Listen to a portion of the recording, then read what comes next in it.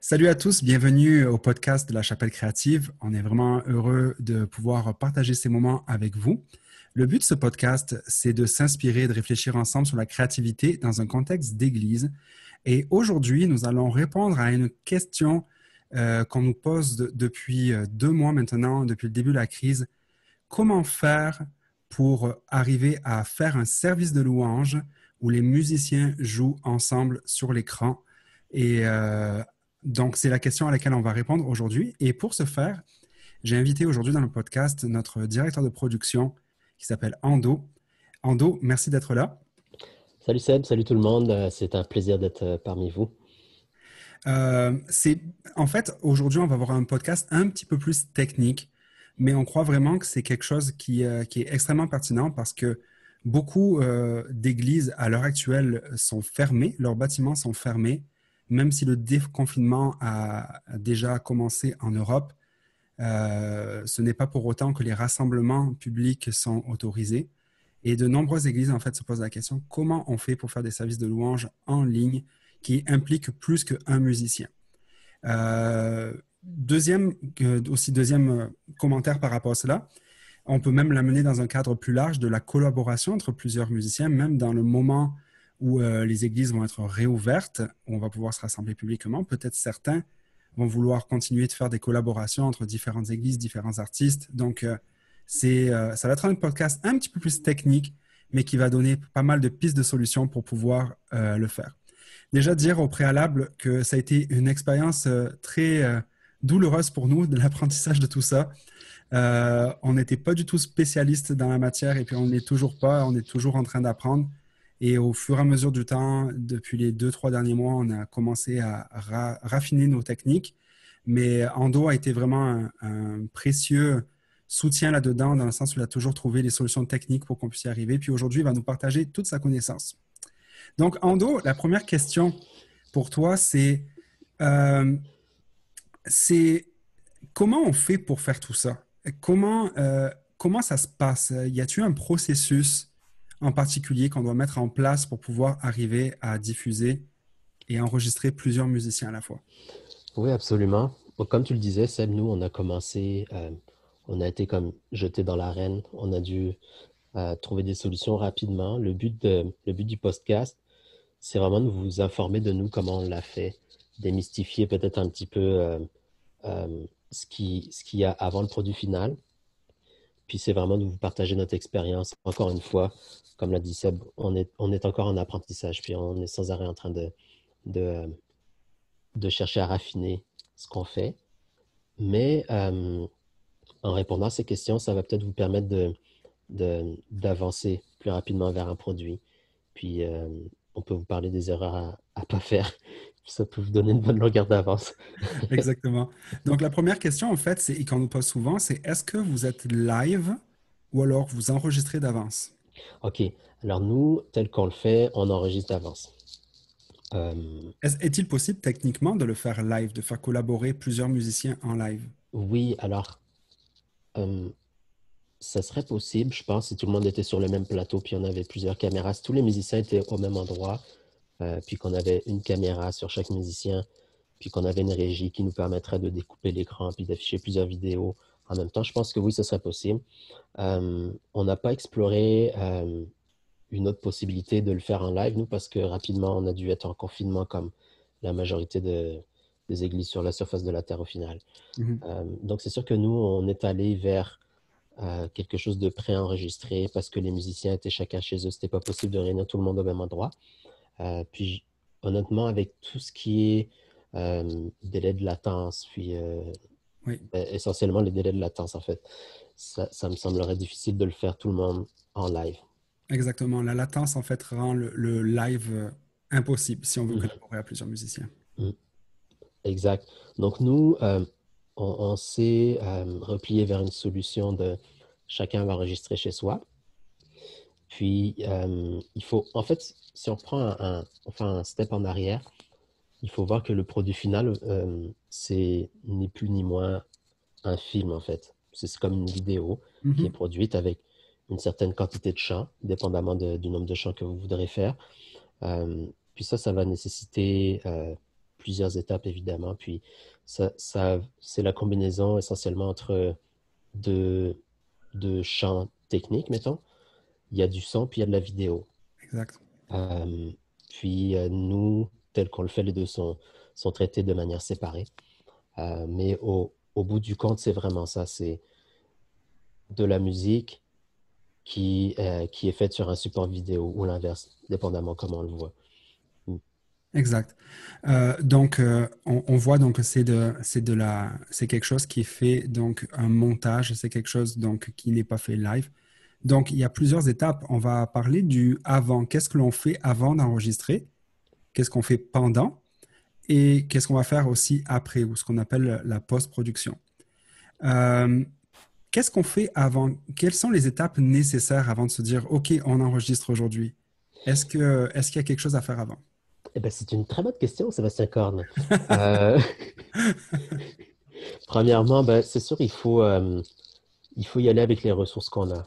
Ça met en œuvre des ressources humaines parce qu'il y a des musiciens. Mhm. Puis, il va aussi y avoir des personnes qui vont être chargées de s'assurer que tout communique bien, que les informations circulent bien. Oui, Puis également, il va falloir trouver quelqu'un qui va être capable de s'occuper du son, puis quelqu'un qui va être capable de s'occuper de la vidéo. oui. Donc, c'est sûr qu'en partant, il faut déjà avoir ces ressources humaines en présence. Qui ne sont pas obligés d'être du staff payé par l'Église, hein. Non, C'est absolument. des Puis bénévoles.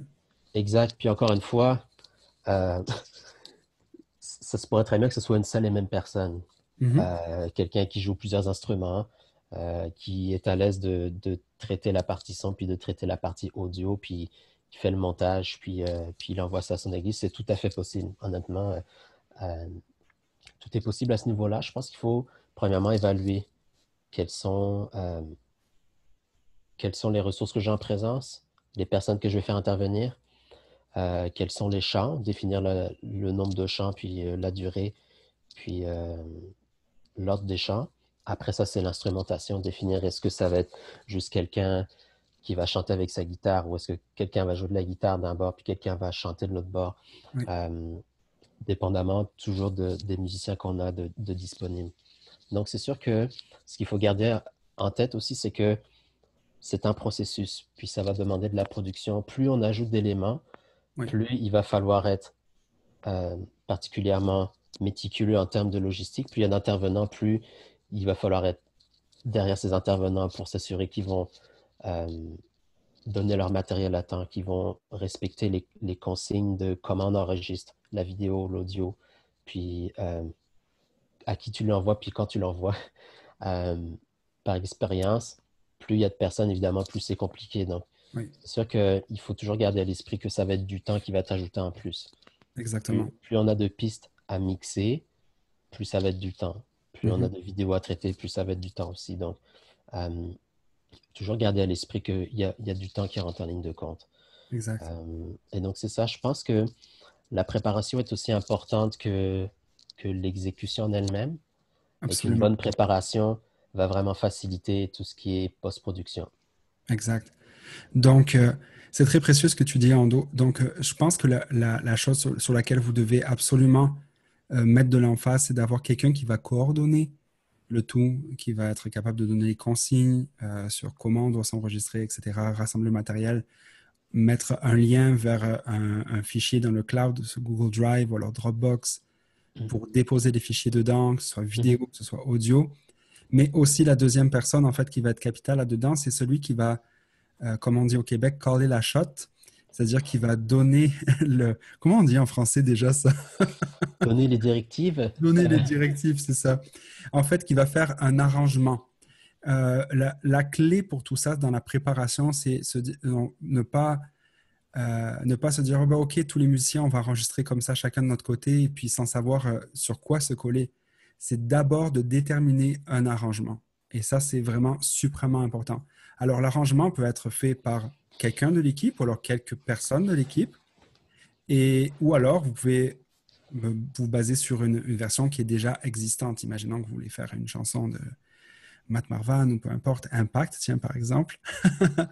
Et ben, vous pouvez reprendre tout simplement l'arrangement qui a été fait et à partir de cela, après, avoir ce que l'on appelle une cue track et une click track. Donc, parle-nous un petit peu de ça, s'il te plaît, Ando. Exactement. Juste pour, euh,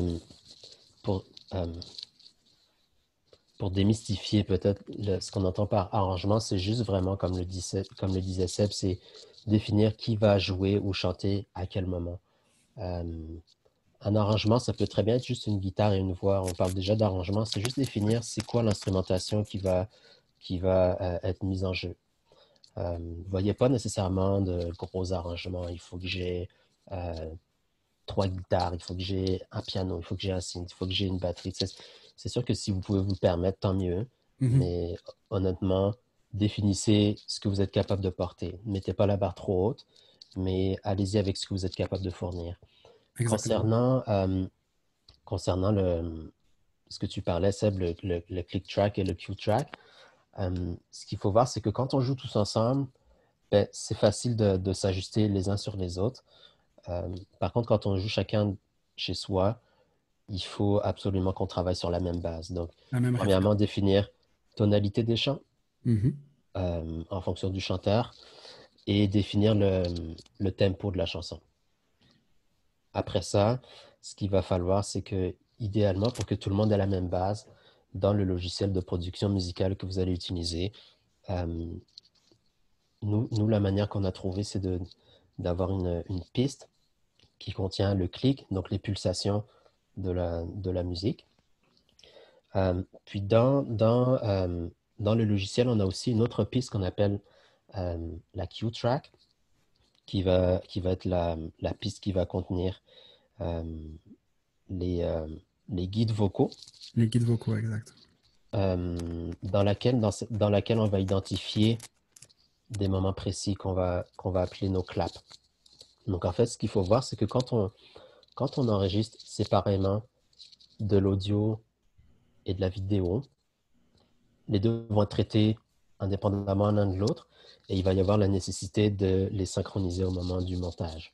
Oui, Donc en fait, le clap permet de faciliter la synchronisation parce que c'est à la fois un repère visuel puis un repère sonore.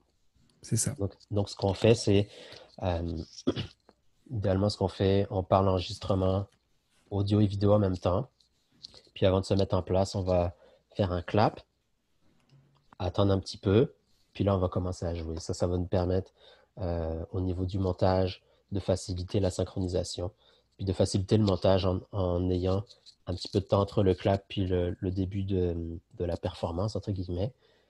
Ça permet d'avoir plus de marge de manœuvre dans le montage. Exact. Pour information, tout ce qui est la track ou alors la piste avec les guides vocaux, ça peut être juste, par exemple, quelqu'un qui s'enregistre, celui qui aura arrangé la chanson, ou alors qui reprend l'arrangement, qui fait juste s'enregistrer et puis qui dit refrain 1, 2, 3, 4, et puis hop. Ça donne en fait les repères pour pouvoir diriger les musiciens dans les moments où ils doivent jouer. Euh, question. Est-ce qu'il faut du matériel pour tout ça ou est-ce que je peux juste le faire avec mon téléphone, imaginons, et puis mon petit micro qui est sur mes earbuds de mon téléphone, imaginons. Alors, honnêtement, les téléphones, c'est vraiment des super bons outils. En ce moment, les téléphones qui sont sur le marché sont très performants pour ce qui est de la vidéo. Oui, Nous, je peux vous le dire, 95% des captations vidéo qui sont faites dans les services de la chapelle pour les musiciens, c'est fait avec des téléphones. exactement. Euh, donc, oui, on peut utiliser le téléphone pour ce qui est de la vidéo. Puis c'est vraiment hyper simple. Pour ce qui est du son, par exemple, n'oubliez pas que c'est vraiment un produit, c'est de la musique sur de la vidéo. Mhm. Donc, il faut que la qualité soit au rendez-vous dans les deux domaines. Pour ce qui est du son, Mais ce qu'on a... principalement, si je peux me permettre, Ando, l'aspect le plus important, c'est quand même la qualité sonore. Les gens sont prêts à vivre avec une qualité vidéo qui est moins grande en autant que la qualité de l'audio soit excellente. Exactement. Donc, c'est pour ça que euh, pour ce qui est de l'audio, on privilégie vraiment du matériel autre que le téléphone. Le Mhm. téléphone va fonctionner pour des lives, comme comme on le fait en ce moment, je pourrais très bien le faire sur mon téléphone, mais Oui. dès qu'on va parler de musique, là, c'est mieux d'avoir euh, des sources de captation audio séparées du téléphone. OK. Donc, comment on peut, avec un budget quand même minime, parce que la réalité, c'est que pour beaucoup, quand même, ça représente des investissements majeurs. Mhm. Comment on peut, en fait, quels sont les trois, peut-être les trois éléments principaux pour pouvoir y arriver en termes audio et qu'est-ce qu'il faut Ben, compter en termes de budget? en fait, ce que je dirais, pour enregistrer de l'audio, puis pour traiter de l'audio, il va y avoir besoin de micros. Oui. Après ça, il va y avoir besoin d'une interface audio, une carte de son externe. Puis après, ça va être du logiciel. OK. Donc, Donc, en ce qui concerne le micro, donc, est-ce que tu as des recommandations par rapport à ça? ouais, bah, je dirais le principe général, c'est d'y aller en fonction de l'environnement. Pour ce qui nous concerne, nous, on utilise pour la voix plusieurs sortes de micros, mais ceux qu'on utilise probablement le plus, c'est des Shure, les SM7B, qui sont des micros dynamiques et qui sont cardioïdes. Donc, c'est des micros qui sont assez directifs. Donc, l'avantage de ces micros-là, c'est qu'ils peuvent être utilisés dans beaucoup d'environnements, même les environnements un petit peu plus bruyants. Tout le monde n'a pas un studio d'enregistrement chez lui. Mhm. Moi, par exemple, je vis en appartement, puis j'ai deux enfants. Donc, pour faire de l'enregistrement, j'ai besoin d'un micro qui va quand même m'isoler euh, des bruits qu'il peut y avoir autour, qui peuvent y avoir autour. Donc, ce micro-là est bon pour ça. Mais en même temps, tu sais, si quelqu'un a un environnement qui est calme chez eux, comme c'est le cas de certains de nos musiciens, ben là, ils ont utilisé un microphone qui est peut-être plus sensible en lui-même, puis plus sensible au bruit environnant. Mais étant donné qu'ils avaient un bon environnement, ça marchait chez eux. Donc, en termes de micro, y aller avec le budget évidemment, puis Oui, aussi bien sûr. l'environnement dans lequel on l'utilise. Bien sûr. Donc, en termes de référence, par exemple, un Shure SM7B, c'est entre 5 et 700 dollars euros aussi. Ouais. Mais on a des solutions, des alternatives qui sont moins chères. Par exemple, en moyenne gamme ou alors entrée de gamme, un Rode NT1A ou alors Rode NT1, c'est un micro qui coûte entre 300 et 350 piastres. Piastres, ça c'est québécois. 300 et 350 dollars ou même euros et qui sera vraiment excellent aussi. Et sinon, même aussi, peut-être pour une centaine d'euros, avoir un SM58, c'est le micro qui est le plus répandu au monde pour capturer tout ce qui est vocal. Donc, SM58, ça peut vraiment faire le travail aussi. Donc, ensuite, après, en termes de carte de son, en dos, des recommandations?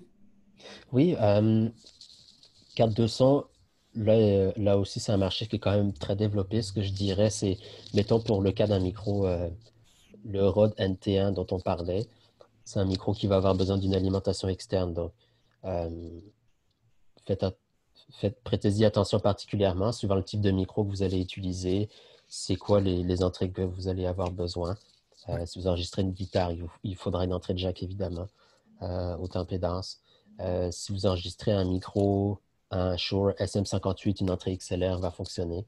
Mhm. Y aller avec les besoins que vous avez, le nombre d'entrées.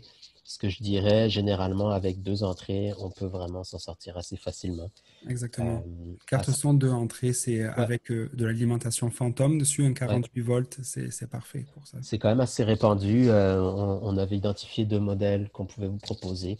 Un modèle qui est très répandu puis qui fonctionne très bien, c'est la Focusrite 2i2.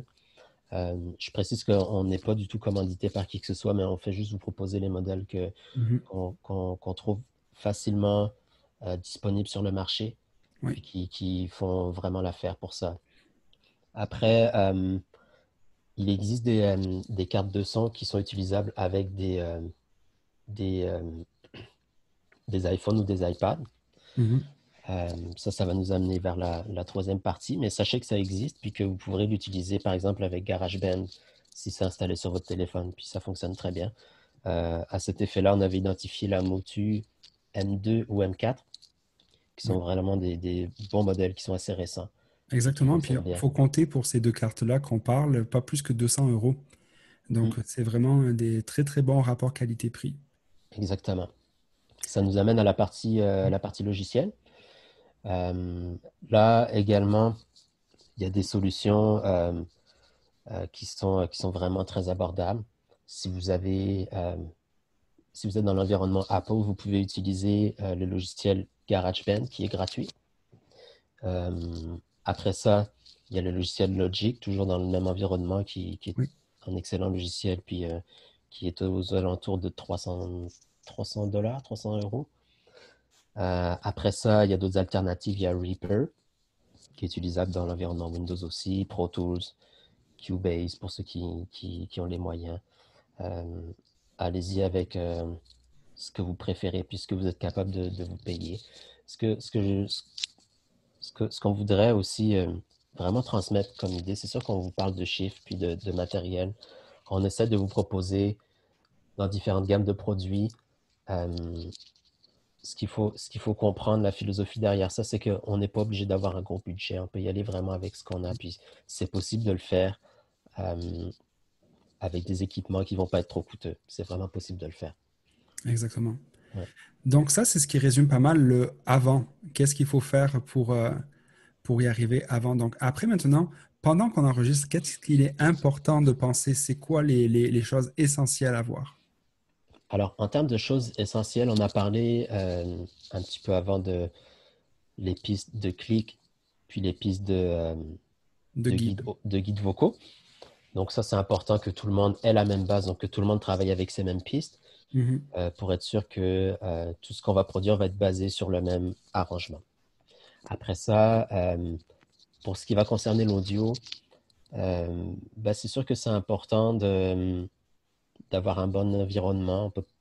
Idéalement, je sais pas, mais ça se pourrait de le faire en plein air. Mais si on entend les petits oiseaux, puis la rivière qui coule, puis la voiture qui passe à côté qui klaxonne, c'est sûr que ça risque d'être assez gênant. Donc, idéalement, un environnement qui est au minimum maîtrisé. Après, il faut veiller particulièrement au positionnement du micro, évidemment, puis le volume d'enregistrement. Généralement, une bonne pratique, ça consisterait à utiliser un volume d'enregistrement autour de moins 18 dB Moins et, 18 dB sur votre vue maître que vous avez ouais, dans votre et, des, et logiciel. des pics à moins 12 dB. Je sais que, par exemple, sur GarageBand, il n'est pas possible de monitorer le volume d'enregistrement, mais il y a quand même un vumètre euh, avec des couleurs, mettons, qui nous permet de voir quand est-ce qu'on commence à devenir un petit peu trop fort. Donc, régler le volume, le gain sur la carte de son en fonction du vumètre que vous avez sur GarageBand. Généralement, en restant dans le vert, on évite des grosses surprises. Exactement. Puis ça laissez-moi mettre une emphase là-dessus, là. La grande erreur que beaucoup de personnes font, c'est qu'ils enregistrent trop, trop fort. Leur préampli est réglé beaucoup trop fort, ce qui fait qu'en fait, ça va clipper, qu'on appelle, ça va clipper, ça va saturer, ça va être une saturation digitale qui va complètement dégrader le son. Donc, c'est vraiment pas quelque chose à faire. Tenez-vous à une distance et à un niveau très raisonnable, moins 18 dB en moyenne et puis moins 12 en pic. Exact. Évidemment, accorder son instrument, c'est la base, mais Oui, ça peut être bon de leur dire aussi. Euh, Comme on disait, ça fait intervenir aussi de la vidéo. Donc, il y a des bonnes pratiques aussi à avoir en termes de vidéo. Euh, on peut le séparer en deux. Le principe général, c'est idéalement, il faut se filmer en même temps qu'on est en train de jouer ou chanter. Ça va permettre d'avoir un plus grand réalisme. C'est sûr qu'on peut très bien s'enregistrer d'une part, puis jouer par-dessus, mais le réalisme sera quasiment jamais aussi parfait que quand on le joue puis qu'on se filme en même temps. ouais, moi, Donc, ça, honnêtement, en tant que musicien, je le repère tout de suite et puis c'est quelque chose qui me gêne beaucoup.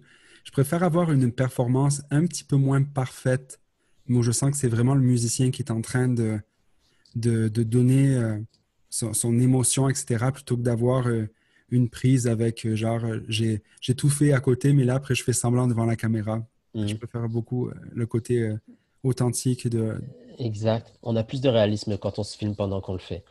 Donc, après ça, euh, ben, évidemment, comme on disait, toujours faire un clap, qui, oui, je le répète, va permettre de faciliter la synchronisation audio-vidéo. au montage, parce que votre monteur va vous aimer, votre monteur vidéo va vous aimer et va vous détester si vous ne le faites pas. C'est ça. Exactement. Donc après, dépendamment de l'instrument qu'on enregistre, si c'est un instrument qui vient se brancher directement avec un jack dans la carte de son, ben, c'est possible aussi pour aider encore plus le monteur de jouer la musique dans des haut-parleurs pendant que vous jouez par-dessus, puis que vous enregistrez dans votre logiciel. Exactement. Comme ça vous permet d'entendre ce qui est joué. Mais Euh, dans le cas uniquement où c'est le son du jack qui passe, parce que exactement. sinon, si c'est un micro, ben, ça veut dire que ça va prendre aussi la musique et ça va être pas du tout bien. Exact. Donc, pour ce qui est des instruments avec micro, comme l'a dit Seb, ou un chanteur, ben, idéalement, il faudrait des écouteurs pour la personne qui va s'enregistrer. Absolument. Puis, toujours bien garder le clap en début de prise. Et puis, euh, et puis jouer, ben, chanter. Exactement. Après, pour ce qui est de la vidéo, on n'en a pas trop parlé, mais idéalement, nous, ce qu'on utilise, puis ce qu'on vous conseille d'utiliser, c'est un appareil qui est capable de filmer en mode manuel. Qu'est-ce qu'on Mhm. entend par mode manuel? C'est-à-dire qu'on peut accéder aux réglages de la caméra, puis on peut les régler comme on veut, puis les verrouiller également. Donc ça, les téléphones le font très bien. Il existe des applications qui permettent d'accéder à ces réglages, puis de le faire. On pourrait vous en recommander si jamais vous le souhaitez. Oui. Euh, et sinon, un appareil photo numérique peut très bien marcher. Il faut aussi se parler de résolution, puis de format. Idéalement, que tout le monde, dépendamment de ce que vous voulez, mais bien définir avant à chaque musicien l'orientation du téléphone ou de la caméra. Est-ce que le musicien doit se filmer en portrait ou paysage? Reconfirmer avec eux qui savent exactement ce qu'est portrait ou paysage. Oui, on a eu le cas avec un de nos musiciens récemment. Donc, bien reconfirmer qu'on parle du même portrait puis du même paysage.